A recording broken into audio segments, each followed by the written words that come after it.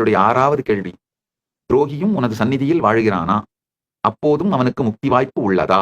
ஆஹா, அருமையான கேள்விங்க. என்னுடைய ஞான குரு அருணகிரி யோகீஸ்வரர், அதாவது அண்ணாமலையானே அருணகிரி யோகீஸ்வரராக திருவண்ணாமலையிலே வீற்றிருந்து அருள் செய்கின்றார்.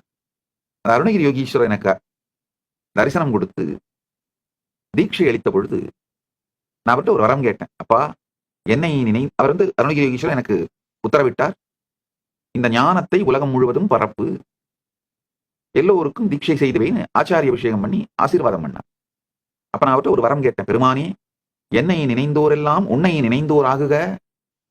ஏன்னா அண்ணாமலையாரை நினைச்சா நிச்சயமா முக்தி. அதனால என்னை நினைந்தோர் எல்லாம் உன்னை நினைந்தோர் ஆகுகன்னு வரம் கேட்டேன். அப்போ ஒரு அழகான ஒரு வரம் கொடுத்தாரு.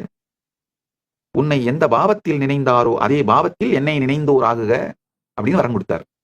அப்படின்னா என்ன சொல்றாருன்னா, துரோகிகளும் கூட அவரையே நினைப்பதனால் இறுதியில் அவர்களுக்கும் முக்தி வாய்ப்பு உண்டு. ஆனா அந்த துரோகத்தினாலே அவர்கள் செய்கின்ற செயல், அந்த வினை அவர்களை படாத பாடுபடுத்தி நரகத்தின் வழியே கொண்டு சென்று முக்தி அளிக்கும்.